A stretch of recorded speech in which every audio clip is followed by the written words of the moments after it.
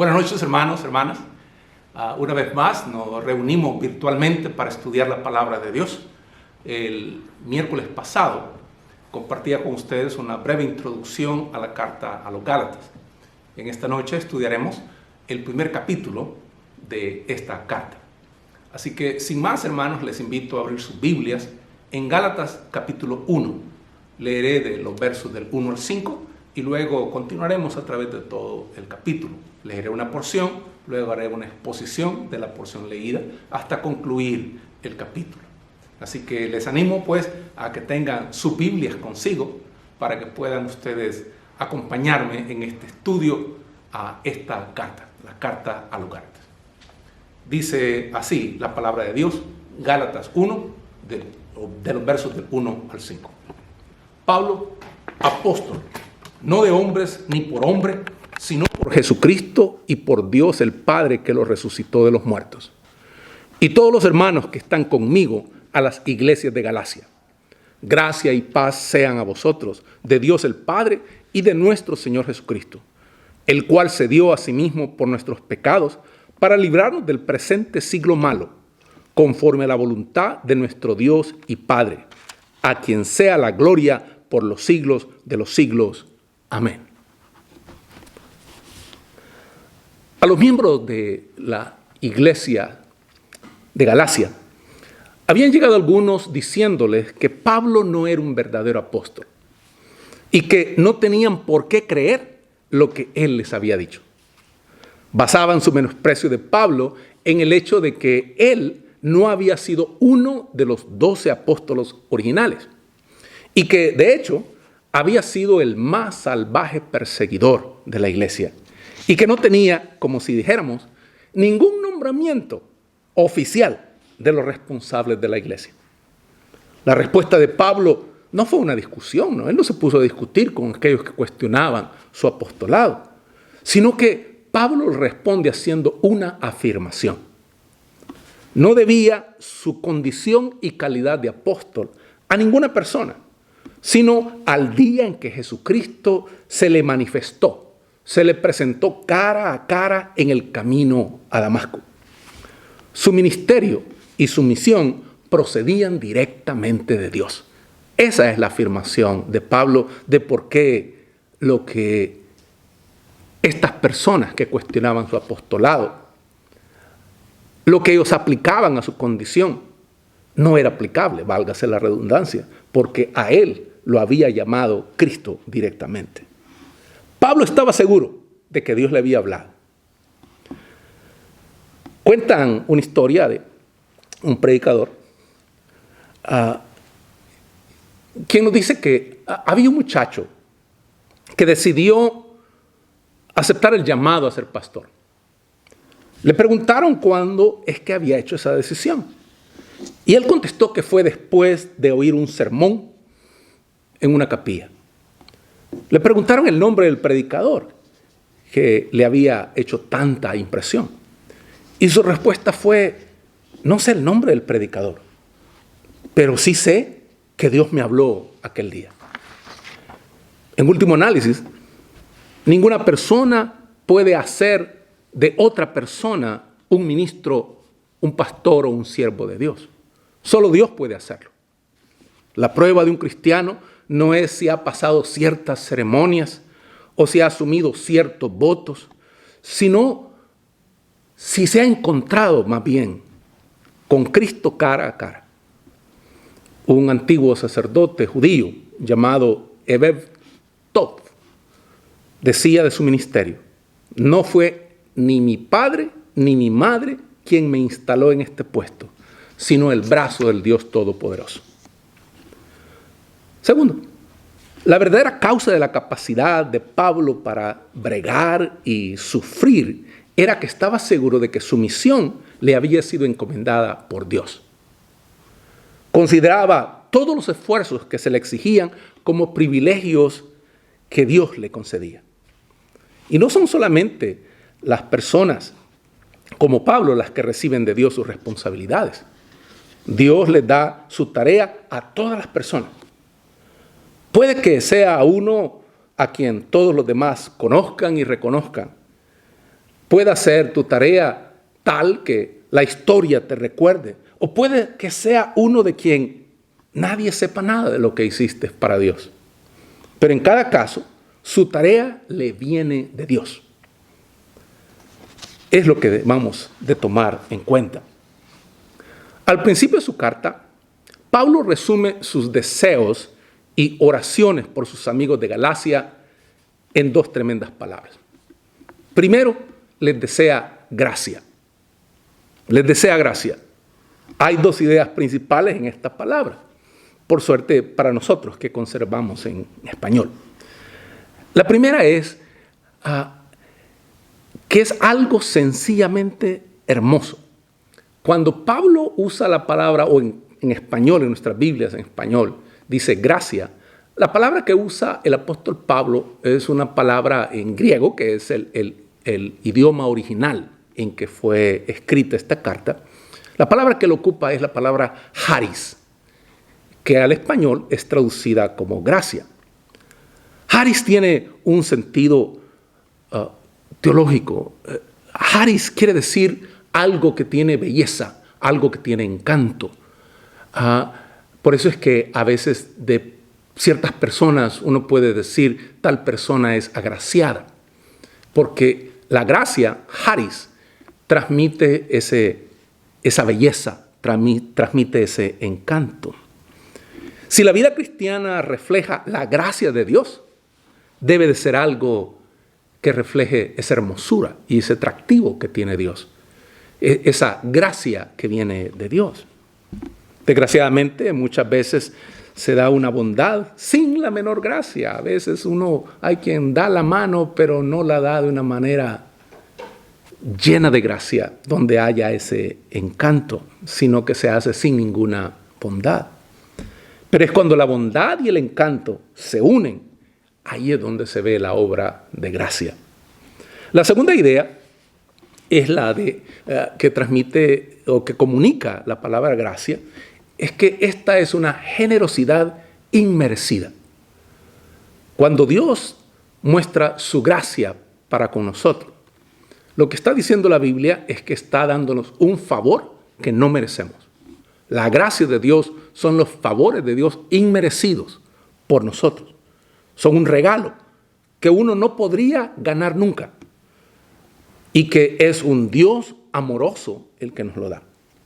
Cuando Pablo le pide a Dios gracia para sus amigos en Galacia, es como que si dijera que la belleza del amor de Dios sea con cada uno de ustedes, de tal modo que haga sus vidas unas vidas llenas de encanto, llenas de belleza. Es como que si eso les hubiera dicho. La otra cosa que Pablo hace, aparte de desearles gracia, es que les desea paz. Pablo era judío y tendría en mente la palabra hebrea shalom. Shalom quiere decir mucho más que la ausencia de problemas. Quiere decir que todas las áreas de tu vida conecten tan bien una con otra que experimentas un bien supremo. Sientes la bendición en tu mente, en tu voluntad, en tu corazón. Es ese amor y cuidado de Dios que aunque el cuerpo esté sufriendo, aunque uno esté atravesando tribulaciones o enfermedades, uno puede mantener el corazón sereno. Es la gracia de Dios la que hace eso posible. Es la paz de Dios la que hace eso posible. Por último, Pablo resume en una sola frase de contenido infinito el corazón y la obra de Jesucristo. Dice, Él se dio a sí mismo para rescatarnos. Así es como se refiere de Cristo. El amor de Cristo es un amor que se dio y sufrió.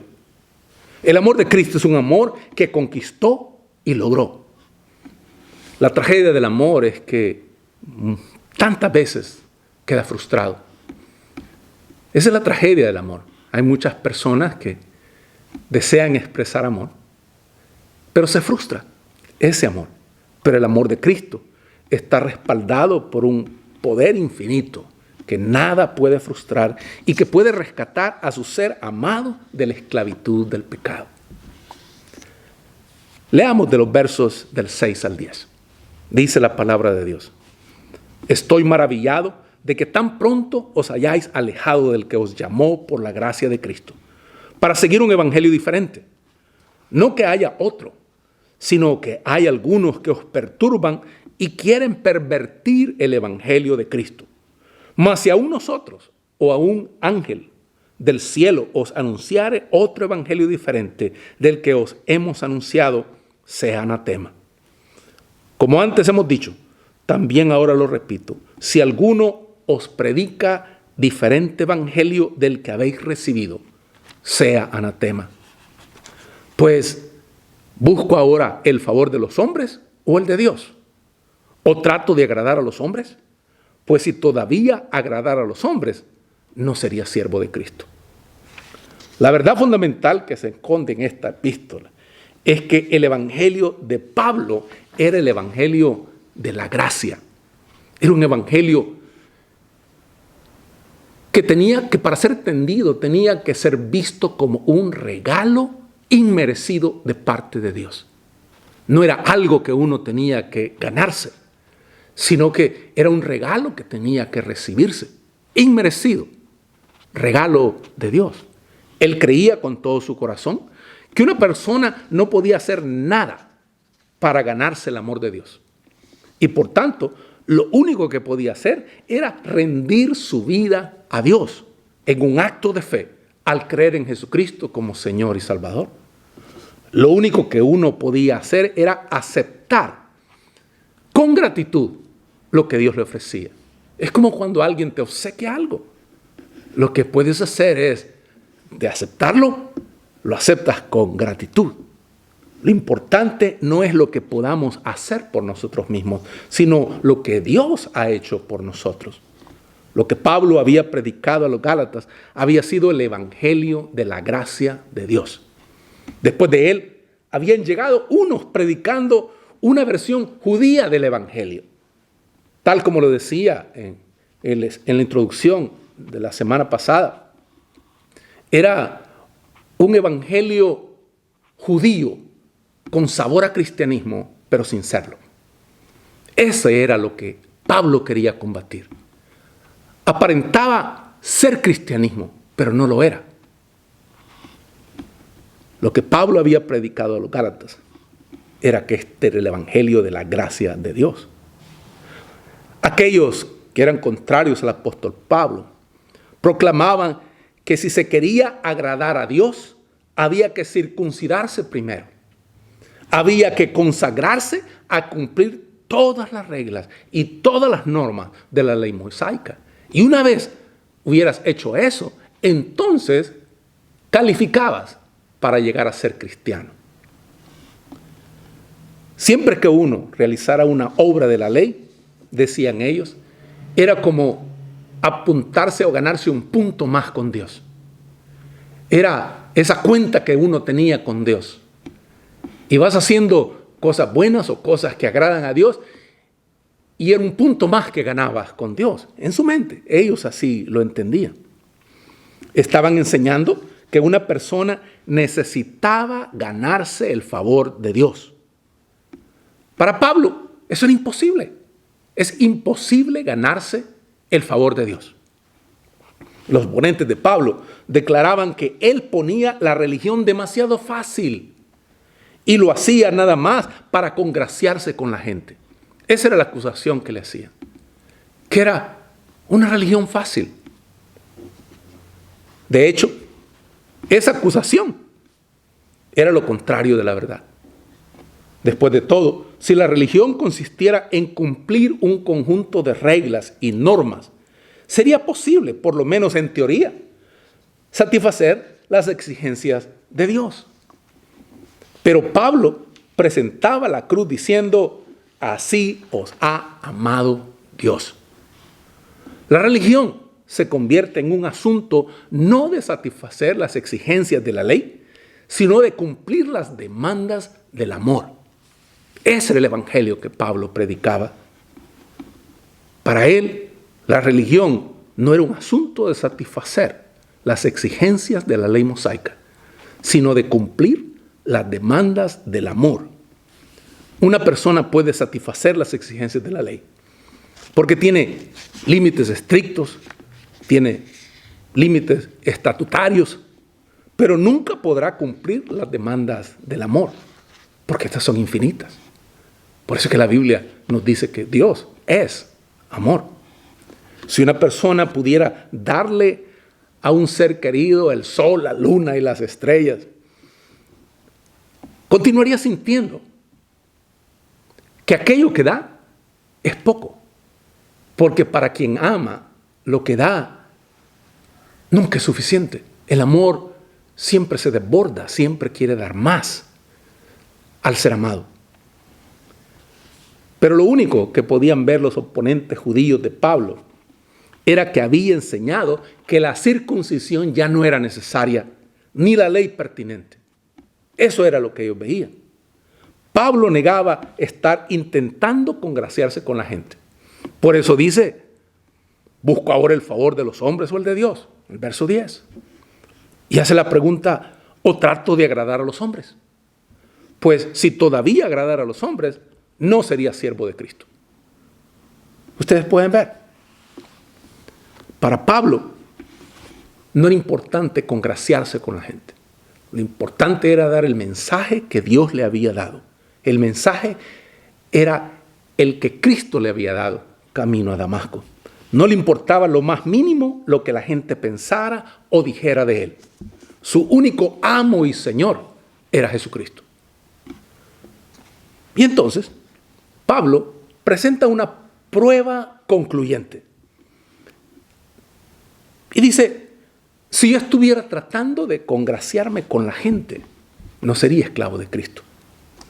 Lo que tenía en mente era que un esclavo llevaba marcado en el cuerpo con un hierro candente el nombre de su amo. Y él llevaba en su cuerpo las cicatrices de sus sufrimientos, que eran la marca de ser esclavo de Jesucristo. Sí, decía, si no me propusiera más que ganar el favor de los seres humanos, llevaría estas cicatrices en el cuerpo, llevaría estas señales en el cuerpo. El hecho de que su cuerpo estuviera marcado con cicatrices era la prueba definitiva de que su propósito era servir a Cristo y no agradar a los demás. Recuerdo hace muchos años, supe de un festival que iba a ocurrir en el desierto de Mojave. Era en una abadía, no sé si ustedes sabrán de que en Valgermo, esto es un poco adelante de Pandel, en Valgermo, en el desierto de Mojave, hay una abadía, y es conocida como la abadía de San Andrés. Y una vez al año ellos hacen un festival, los hermanos de la abadía hacen un festival. Y fue en esa ocasión, a ese festival. Y me acerqué a alguien que yo pensaba que era un sacerdote, católico, ¿no? Y cuando me dirijo a él, él me dice, no soy sacerdote, me dice, soy hermano. Vi que, y bueno, comencé a conversar con él. Y le presté atención a sus antebrazos. Estaban con unas cicatrices profundas, ¿no? Ambos antebrazos. Y le pregunté, ¿no? ¿Qué había sucedido? ¿Por qué estaba él así marcado? Entonces, él me contaba cómo su origen, él era de nacionalidad china. Y estando en China, ¿no? Las autoridades lo arrestaron por ser él cristiano. Lo arrestaron, lo metieron preso y le ataron los brazos. Y las ataduras no se las quitaron por 6 meses. Las ataduras fueron penetrando su carne, fueron marcando su cuerpo de una manera tan profunda de que el daño en sus brazos fue irreparable. El daño en los nervios de sus brazos, los músculos en sus brazos fue irreparable. Y me decía que aquello fue nada más, o la acusación que le hacían era por ser cristiano. Eso era todo. Por ser cristiano. 6 meses en la cárcel. Con sus ataduras desde el primer día hasta el último. Este hombre llevaba en sus brazos la marca de su fe. La marca de en quién había creído. Porque es cuando los demás ven que estamos dispuestos a sufrir por la fe, que decimos tener. Ahí es cuando empiezan a creer que sí la tenemos de veras. Cuando ven que eres capaz de sufrir por lo que crees, de mantenerte en lo que crees, aun a costo de tu propio sufrimiento, o como dijera el Apocalipsis, aun a costo de tu propia vida. Si la fe no nos costara nada, los demás no la valorarían en nada. Nuestra fe, mis hermanos, no es una fe, o no debe de ser una fe barata. No es una fe barata, porque la gracia que recibimos de Dios no es una gracia barata. La salvación es gratuita, pero no es barata. La gracia que Dios nos da en Jesucristo es una gracia costosa para Él. Y ese es su regalo. Ese es el regalo que nos ha dado. Así que una de las señales de que la fe es genuina, es lo que argumenta Pablo, es que él ha demostrado con hechos que su amor y entrega por Jesucristo, el sufrimiento y el dolor no le detuvo.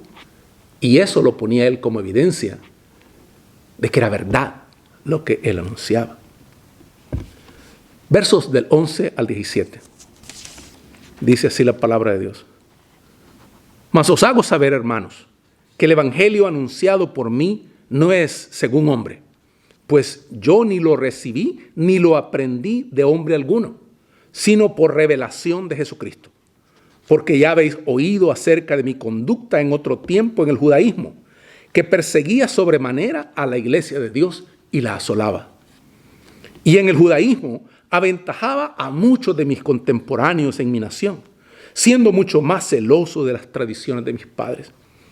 Pero cuando agradó a Dios, que me apartó desde el vientre de mi madre y me llamó por su gracia, revelar a su Hijo en mí, para que yo le predicase entre los gentiles, no consulté enseguida con carne y sangre, ni subí a Jerusalén a los que eran apóstoles antes que yo, sino que fui a Arabia y volví de nuevo a Damasco. Pablo estaba seguro y aseguraba que el evangelio que predicaba no era algo de segunda mano. Le había llegado directamente de Dios cuando Cristo se le manifestó camino a Damasco. Ahora, esa era una pretensión extraordinaria y exigía alguna clase de prueba. Como prueba, Pablo tuvo el valor de referirse al cambio radical que había habido en su vida, en su propia vida, al igual que el día de hoy. A veces uno tiene que dar razón de su fe a otros, a quien no cree en Cristo, a quien no cree en Dios. Y a veces le preguntan a uno, la primera evidencia que debe demostrar es el cambio que ha ocurrido en la vida de uno. Así que no es tanto cuánta Biblia puedo decirle a las personas que me preguntan acerca de mi fe, ni tampoco cuántas respuestas puedo dar. Lo importante es que puedas compartir el hecho de que tu vida cambió. Ese es el cambio, que es manifiesto en ti. Es el cambio el que debes de compartir. Y es el cambio lo que las demás personas habrán de ver. Porque mucha Biblia podrás saber y muchas respuestas podrás tener. Pero si en tu vida no hay un cambio de cómo eras antes de conocer a Cristo y cómo eres después de conocer a Cristo, si no hay un cambio, no has nacido de nuevo. Simplemente no has nacido de nuevo. Es el cambio lo que marca, el cambio de vida. Y esa es la prueba que Pablo les mostraba a todos los que cuestionaban su apostolado. Él les decía, he cambiado. Ustedes pueden ver el cambio que hay en mi vida. En primer lugar, él les dice que había sido un súper fanático de la ley. Y ahora, el centro que dominaba su vida ya no era la ley, era la gracia que había recibido de Dios. Él había tratado de ganarse el favor de Dios con ese apasionamiento intenso que había tenido. Ahora estaba contento de tomar humildemente por fe lo que Dios le ofrecía amorosamente. Por fe. Ya no era el asunto de ganarse lo que Dios podía darle, sino que aceptarlo por fe. Había dejado de presumir lo que pudiera hacer por sí mismo y había empezado a encontrar su gloria en lo que Dios había hecho por él. Ya no era la gloria de lo que él hacía por Dios, sino la gloria de saber lo que Dios había hecho por él. Y aparte de ser un súper fanático de la ley, ahora, después del encuentro, o más bien, antes de encontrarse con Jesucristo, así como había sido un súper fanático de la ley, también había sido un súper perseguidor de la iglesia. Había, dice la Biblia, asolado la iglesia. La palabra que usa es la que se describe para la devastación de toda una ciudad. Esa es la palabra que se usa cuando la Biblia habla de que Pablo asoló a la iglesia. Había tratado de hacerle la vida imposible a la iglesia de Jesucristo. Pero ahora su único objetivo, por el que estaba dispuesto a dar su vida, era extender esa iglesia por todo el mundo. Todo efecto debe tener una causa proporcionada. Cuando una persona va lanzada en un sentido y de pronto se da la vuelta y se lanza con igual ímpetu en sentido contrario. Cuando repentinamente invierte todos sus valores, de tal manera que cambia su vida de arriba a abajo completamente, tiene que haber alguna explicación. Tiene que haber alguna explicación. Para Pablo, la explicación era la intervención directa de Dios en su vida. Eso es la explicación. No podría entenderse de otra manera. Dios había puesto su mano sobre Pablo y le había detenido en la carrera que llevaba. Eso es algo, decía Pablo, que solo Dios puede hacer. Es algo digno de mención también en Pablo, el que no tuviera reparo en presentar el informe de su propia vergüenza para mostrar el poder de Dios.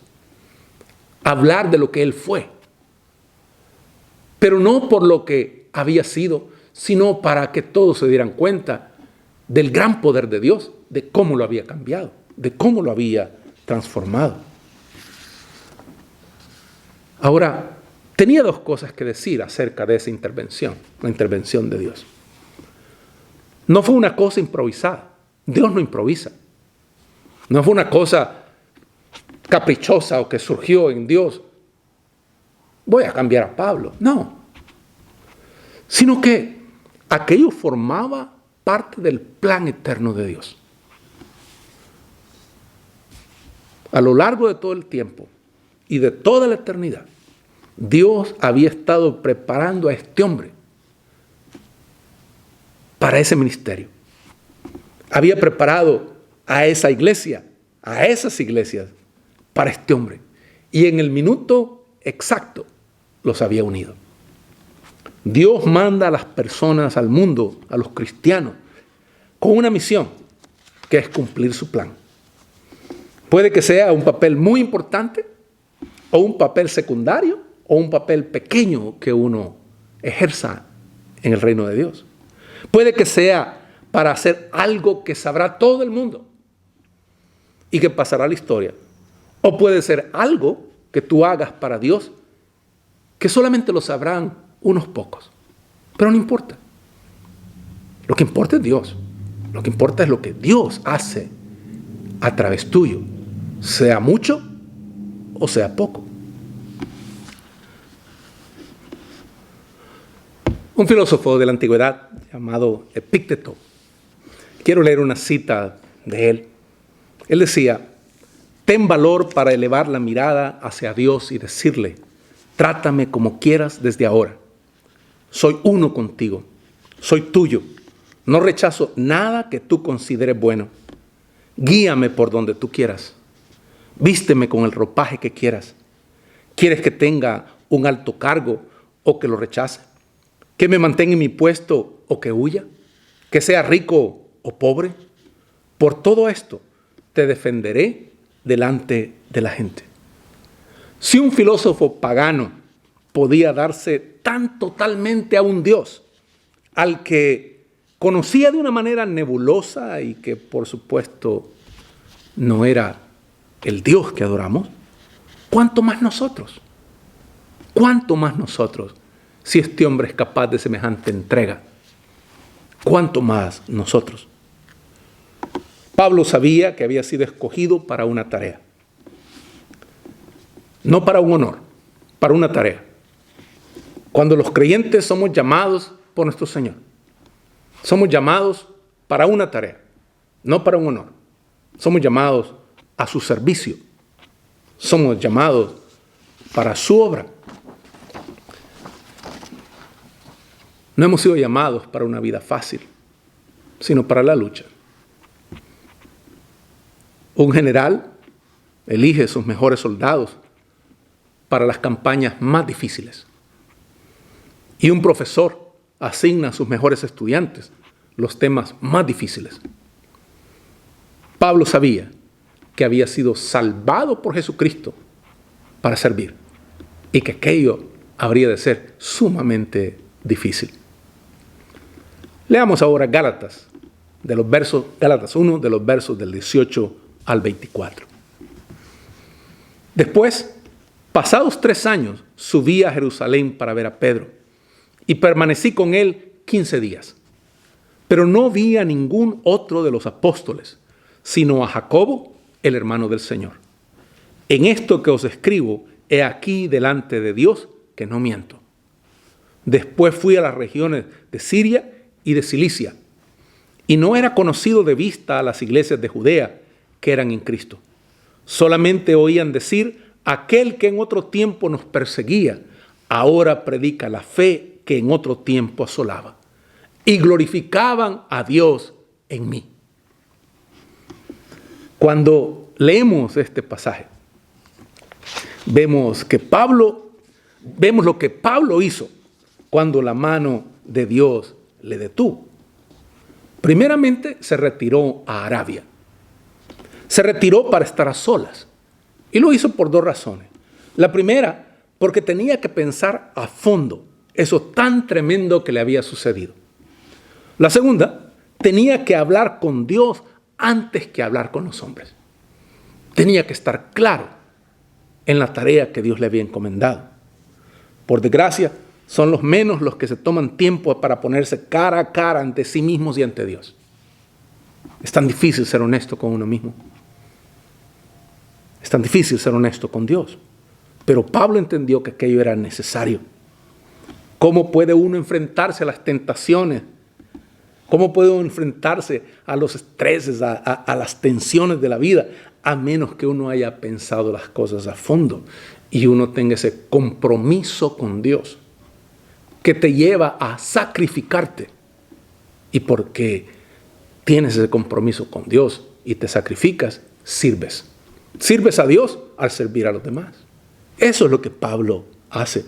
Segundo, dice que volvió a Damasco. Eso requería valentía. Había ido a Damasco la vez anterior para acabar con la iglesia. Y Dios le detuvo. Y todo Damasco lo sabía, que Dios lo había detenido. Volvió lo antes posible. Y si volvió, fue para dar su testimonio. Para darles testimonio a las personas que habían conocido bien su pasado. Y que ahora podían ver el cambio radical que había ocurrido en su vida. Hay un escritor inglés, Rudyard Kipling es su nombre.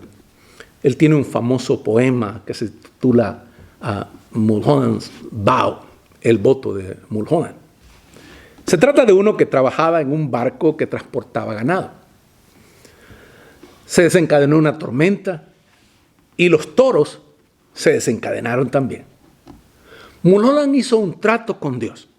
Si le salvaba de los cuernos y las pezuñas amenazantes de los toros, le serviría desde aquel momento toda su vida.